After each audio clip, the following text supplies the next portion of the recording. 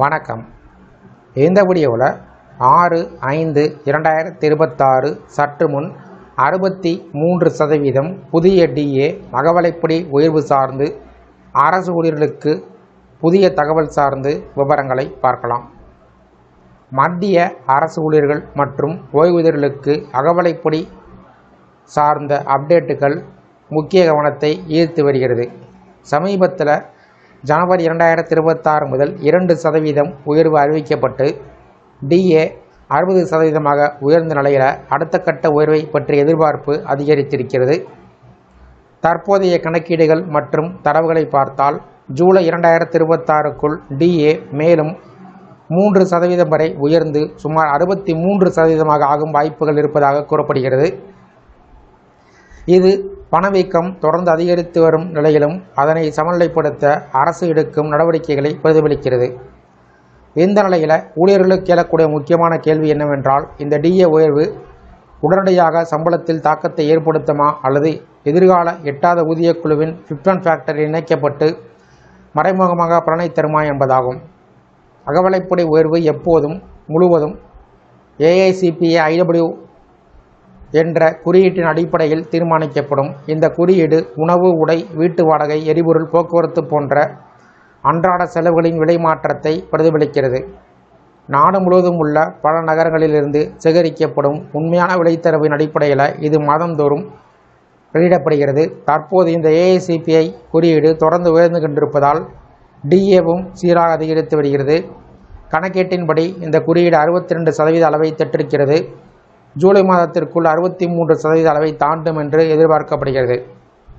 இதனால் ஜூலை மாத டிஏ உயர்வு சுமார் 63% ரவுண்ட் ஆஃப் செய்யப்படும் வாய்ப்பு அதிகம். இதன் மூலம் டிஏ என்பது வெறும் அலவன்ஸ் மட்டுமல்ல, ஊழியர்களின் சம்பள உயர்வை தீர்மானிக்கும் முக்கிய கருவி என்பதை புரிந்து கொள்ளலாம்.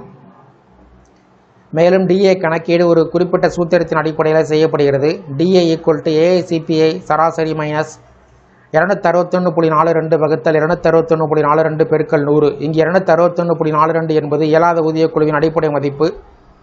உதாரணமாக AICPA சராசரி 149 என்று வைத்துக் கொண்டால் டிஏ சுமார் 62% ஆகும். இதனுடைய பொருள் அடிப்படை ஆண்டான 2016 முதல் விலைகள் சுமார் 48% முதல் 49% உயர்ந்துள்ளது என்பதாகும்.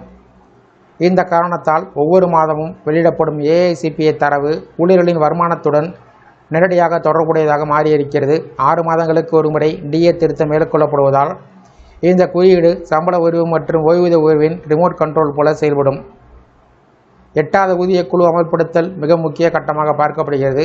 இது அமலுக்கு வரும்போது தற்போதைய டிஏ அடிப்படை ஊதியத்துடன் இணைக்கப்பட்டு புதிய அடிப்படை ஊதியம் நிர்ணயம் செய்யப்படும். உதாரணமாக ஒருவருடைய அடிப்படை ஊதியம் 20,000 ரூபாய் என்றால் 60% டிஏ ரூபாய் 12,000 ஆகும். அதனை சேர்த்து புதிய அடிப்படை ஊதியம் 32,000 மாற்றப்படும். இதன் அடிப்படையில் புதிய ஃபிஃப்த் ஃபேக்டர் மற்றும் சம்பள அமைப்பு தீர்மானிக்கப்படும். அதற்கு பின்பு டிஏ கணக்கீடு மீண்டும் 0 தொடங்கும். அதாவது டிஏ உயர்வு என்பது தற்போதைய சம்பள உயர்வை மட்டுமல்லாமல் எதிர்காலத்தில் கிடைக்கும் பெரிய ஊதிய மாற்றத்திற்கு அடித்தளமாக அமைகிறது. மொத்தத்தில் பார்த்தால் அகவலைப்படி உயர்வு தொடர்ந்து உயர்ந்து கொண்டிருக்கும் வாய்ப்பு அதிகம். குறிப்பாக எட்டாவது ஊதிய குழு முழுமையாக அமல்படுத்தப்படும் வரையில் ஜனவரி 2027க்குள் டிஏ 65% அளவை தாண்டும் என்று கணிக்கப்படுகிறது. இதனால் டிஏ என்பது வெறும் பணவீக்கத்தை கட்டுப்படுத்தும் கருவி மட்டுமல்ல, எதிர்கால சம்பள அமைப்பை வடிவமைக்கும் முக்கிய அம்சமாக மாறியிருக்கிறது. அதனால்தான் இப்போது 1% டிஏ உயர்வு கூட அதிக முக்கியத்துவம் கிடைக்கிறது. ஊழியர்களுக்கு இது கூடுதல் வருமானத்தையும் எதிர்கால நிதி பாதுகாப்பையும் உறுதி செய்யும் ஒரு முக்கிய காரணியாக உள்ளது. இந்த வீடியோ குறித்த கருத்துக்களை கமெண்ட் செக்ஷனில் கமெண்ட் பண்ணுங்கள். இந்த வீடியோ பிடிச்சிருந்தால் வீடியோக்கு ஒரு லைக் பண்ணுங்கள். இந்த வீடியோவை அனைவருக்கும் ஷேர் பண்ணுங்கள். நன்றி.